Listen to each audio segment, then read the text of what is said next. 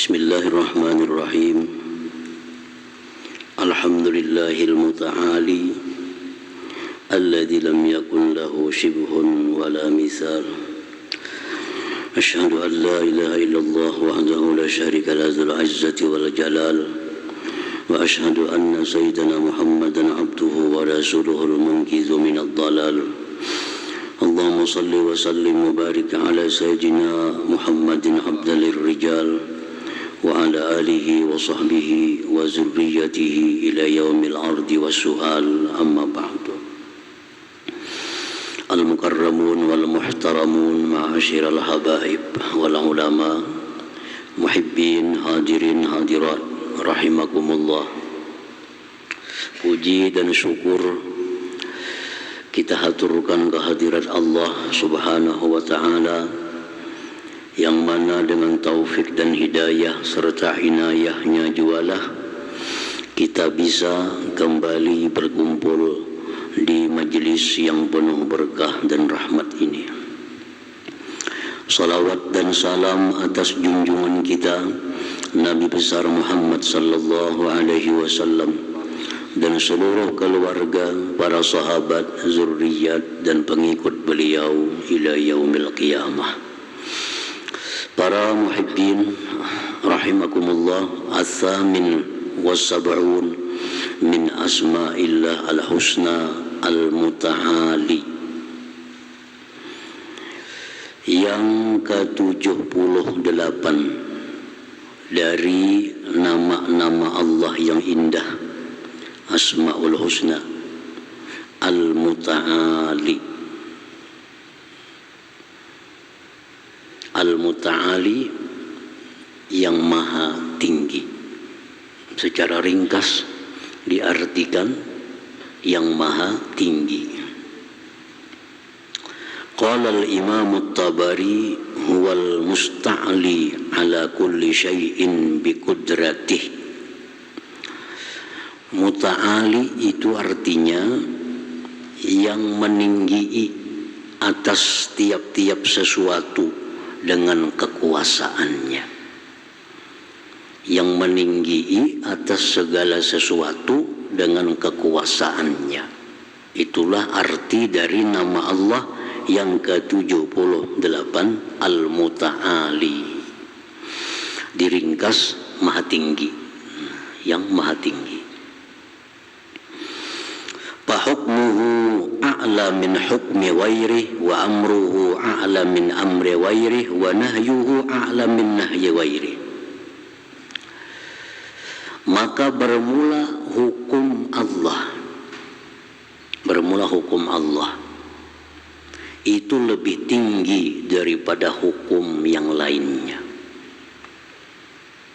Perintah Allah lebih tinggi dari perintah yang lainnya. Larangan Allah lebih tinggi daripada larangan yang lainnya. Karena Allah dengan namanya Al-Muta'ali, maha tinggi tadi. Maka segala hukum Allah itu lebih tinggi dari hukum yang lain. Nah, para muhibbin rahimakumullah, Allah tidak melarang suatu negara membuat hukum. Allah tidak melarang sebuah organisasi membuat hukum. Allah tidak melarang suatu bangsa membuat hukum.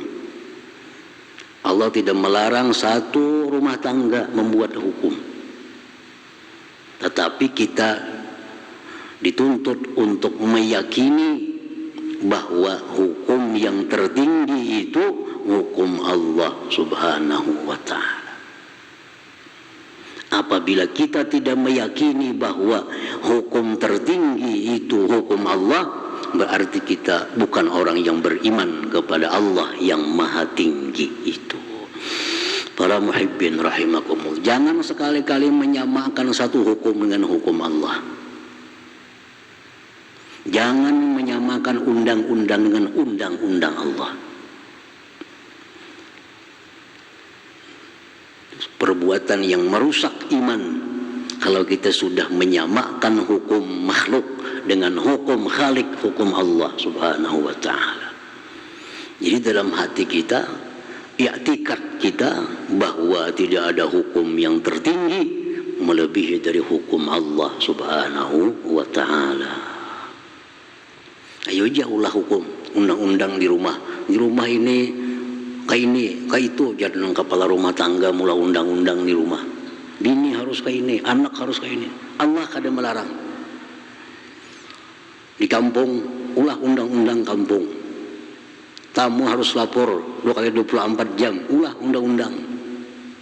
Tetapi ingat bahwa undang-undang itu di bawah dari undang-undang Allah Subhanahu wa ta'ala.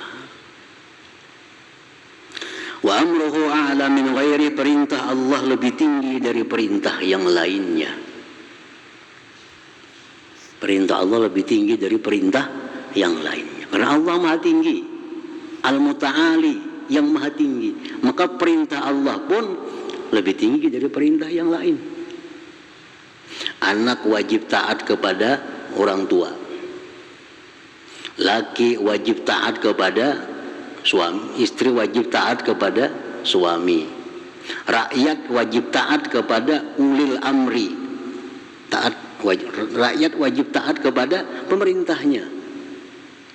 Tetapi tidak ada ketaatan kepada siapa jua pun kalau itu bertentangan dengan perintah Allah Subhanahu wa ta'ala.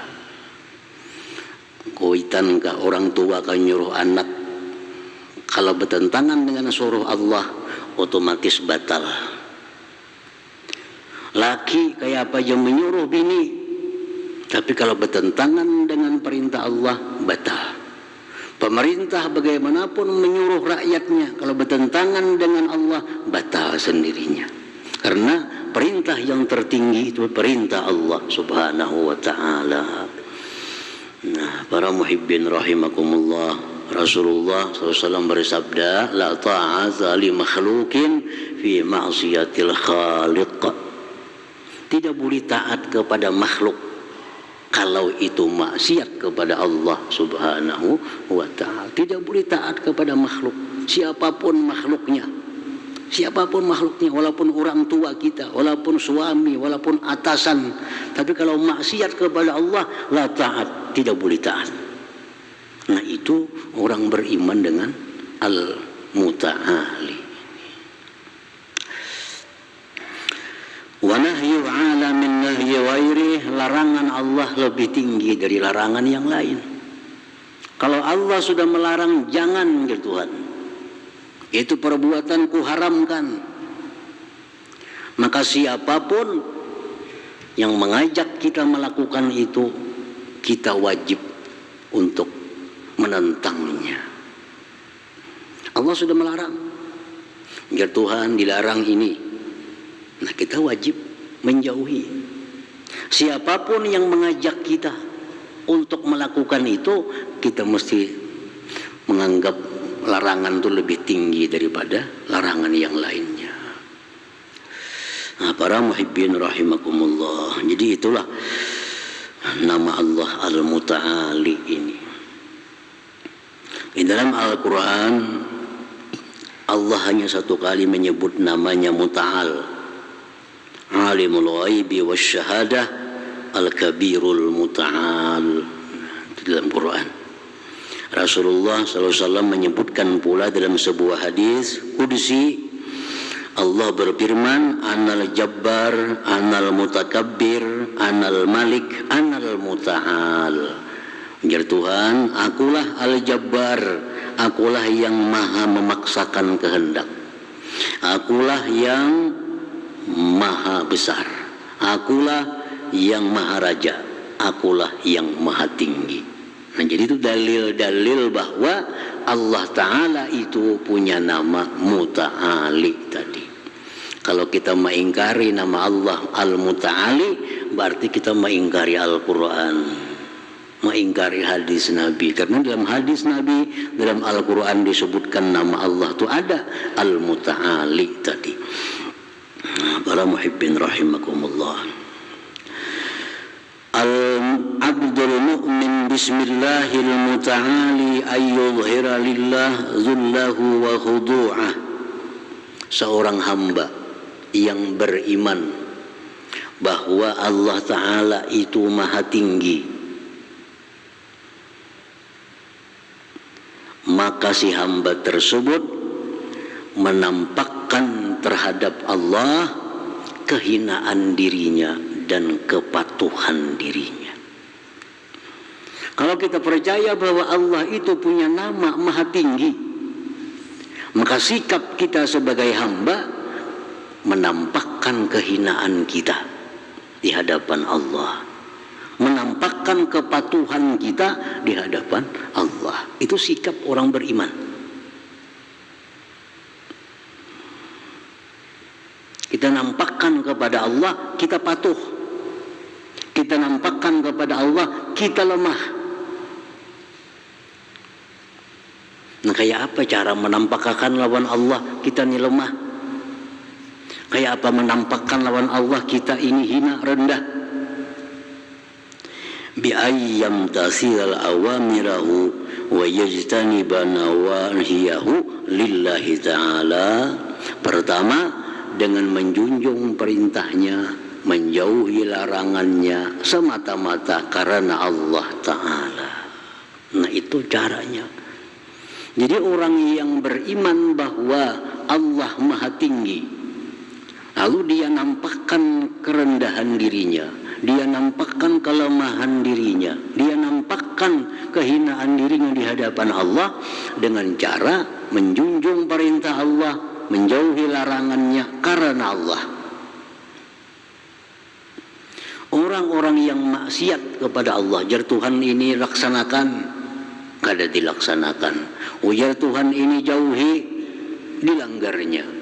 Ini contoh manusia yang tidak beriman dengan nama Allah yang maha tinggi. Buktinya ini kada merendahkan dirinya di hadapan Allah Subhanahu wa ta'ala. Yang kedua, sikap seorang hamba yang beriman dengan nama Allah Al-Muta'ali wa ayyukthira sujud, memperbanyak sujud. Sujud.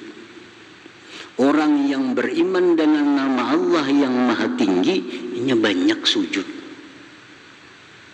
Li'annahu syi'arul zulli wal khudu', karena sujud itu syiar daripada kehinaan dan kepatuhan. Sujud. Makanya sujud ini hanya boleh untuk Allah.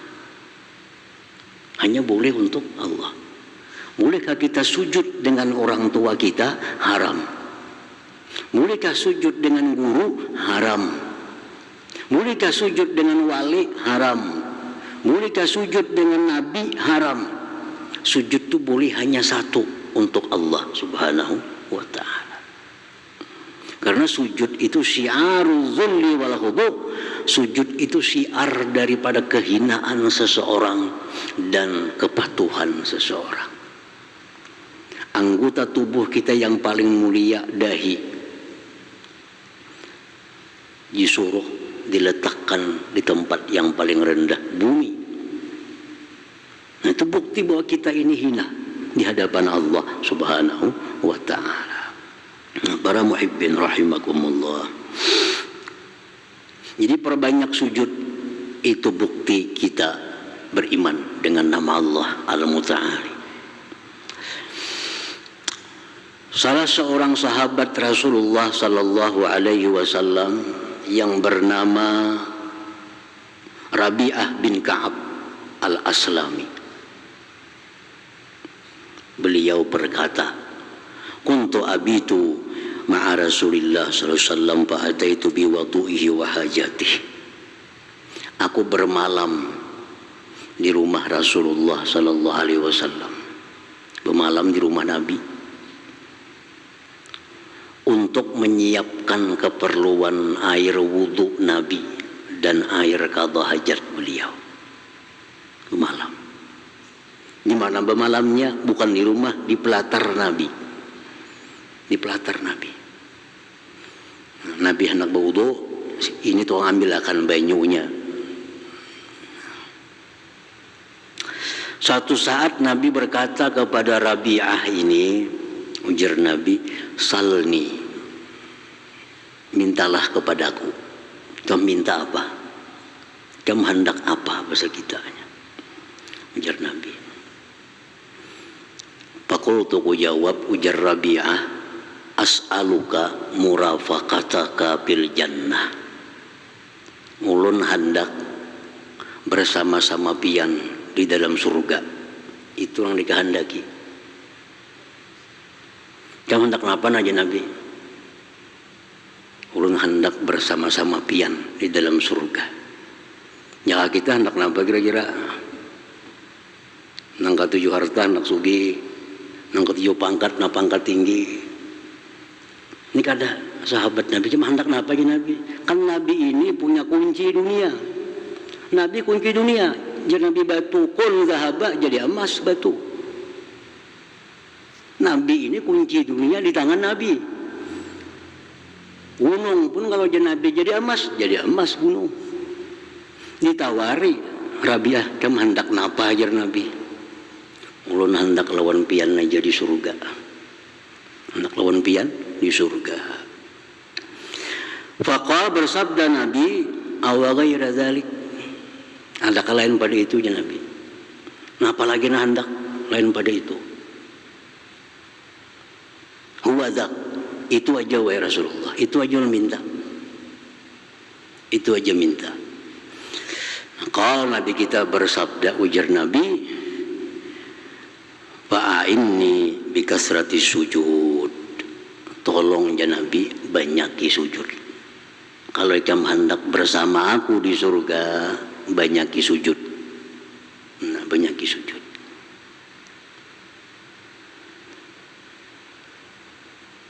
Kenapa Nabi kita menyuruh banyaki sujud? Karena beliau bersabda, aqrabu ma yakunul 'abdu min rabbih wa huwa sajid.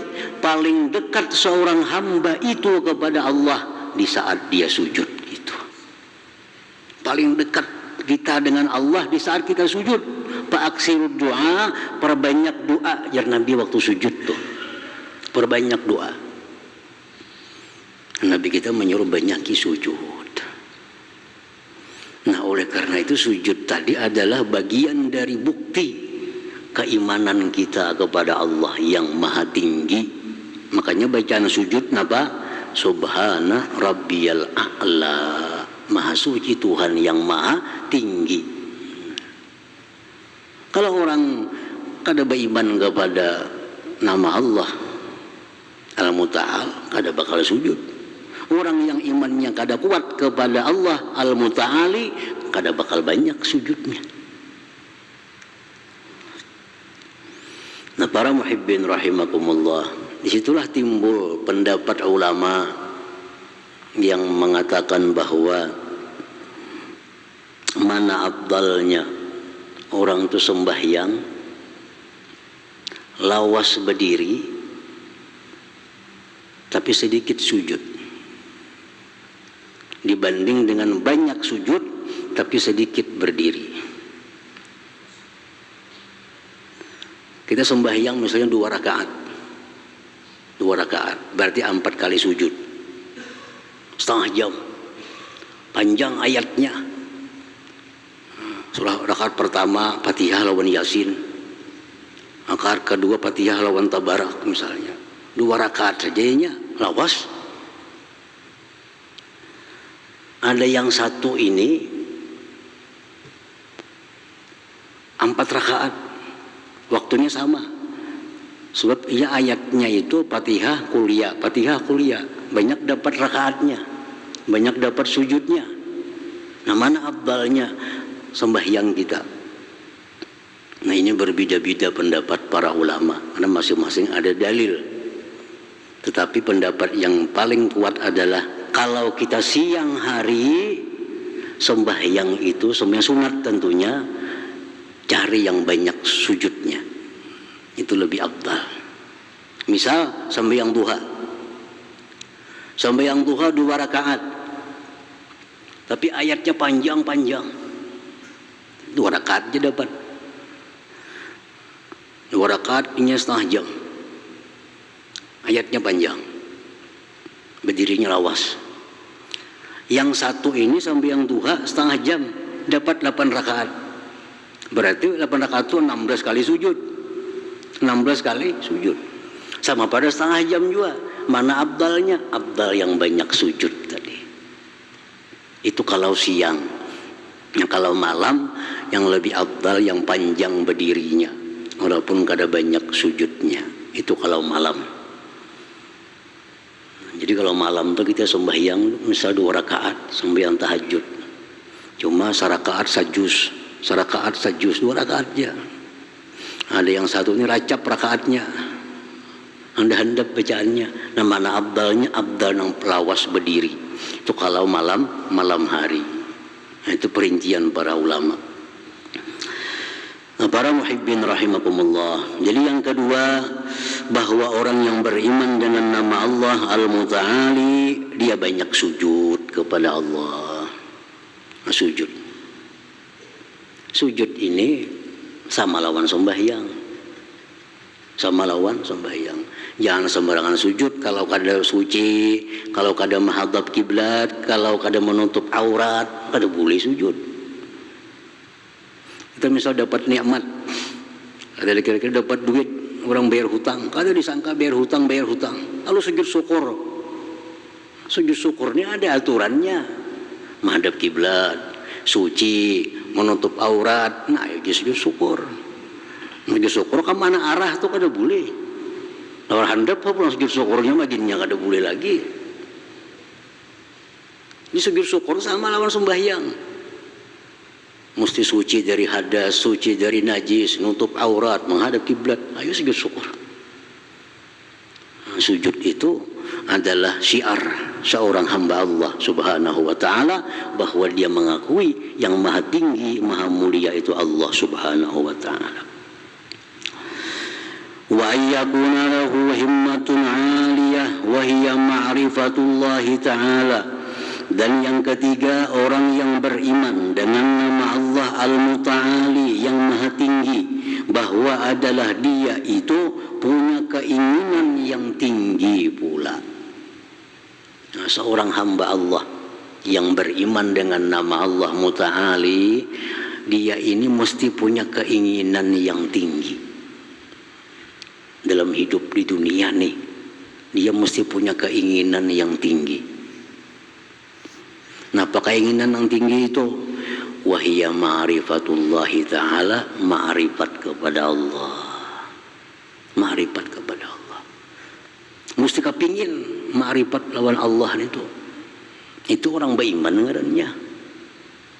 Mesti kepingin dalam hatinya ma'rifat, kenal lawan Allah Ta'ala.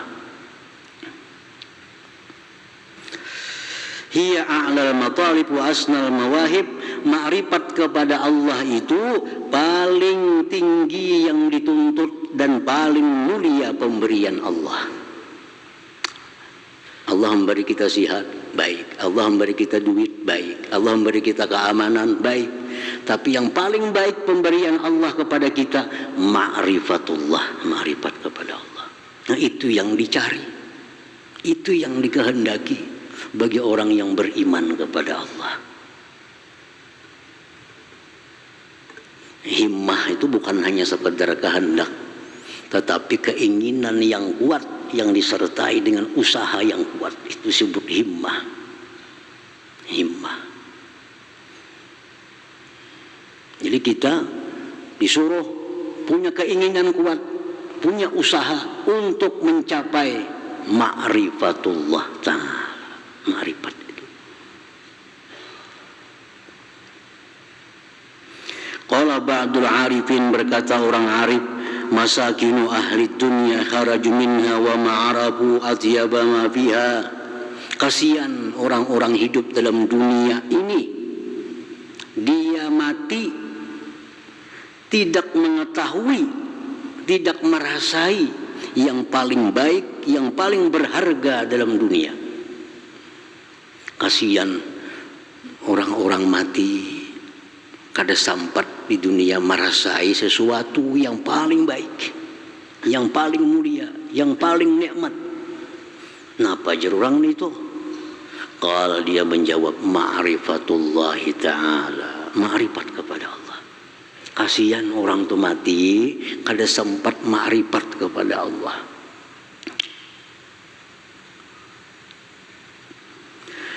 Qala al-Imam Al-Ghazali rahimahullah, berkata Imam Ghazali rahimahullah, wa kullu man lam ya'rifillah fid dunya fala yarahu fil akhirah. Orang yang mati belum sempat ma'rifat kepada Allah, dia di akhirat tidak bisa melihat Allah subhanahu wa ta'ala. Kada kasihanlah.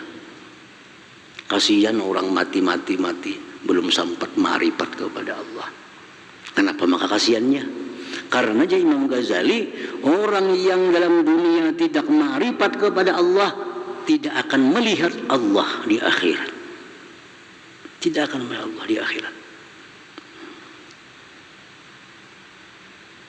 Wa kullu man lam yajid lazzatal ma'rifah fid dunya fala yajidu lazzatan nazar bil akhirah. Orang yang dalam dunia tidak pernah merasakan nikmatnya ma'rifat, maka dia di surga tidak akan dapat merasakan nikmatnya memandang Allah subhanahu wa ta'ala. Nah, makanya tadi orang yang beriman dengan nama Allah yang maha tinggi harus punya keinginan tinggi. Harus punya keinginan tinggi. Apa keinginan tinggi itu? Hendak dapat ma'rifatullah. Hendak dapat ma'rifatullah. Karena kalau kita kada ma'rifatullah, kita mati kada kau memandang Allah di akhirat. Kada memandang Allah di akhirat. Nah, jadi mesti kita kepingin dapat ma'rifat ini. Bukan hanya kepingin, ditambah dengan ada usaha untuk mendapatkan ma'rifatullah itu. Para muhibbin rahimakumullah. Wal muradu biha huna, yang dimaksud dengan ma'rifat itu apa? Kita hendak ma'rifat, apa garang ma'rifat itu? Nah, ma'rifat itu nurun yakzibullah fi qalbi man ahabba min ibadih. Itu ma'rifat. Ma'rifat itu cahaya. Cahaya yang Allah lontarkan ke dalam hati orang-orang yang dia cintai dari hamba-hambanya. Nah, itu ma'rifat. Ma'rifat itu cahaya. Allah berikan ke dalam hati orang-orang yang dia cintai. Itu ma'rifat.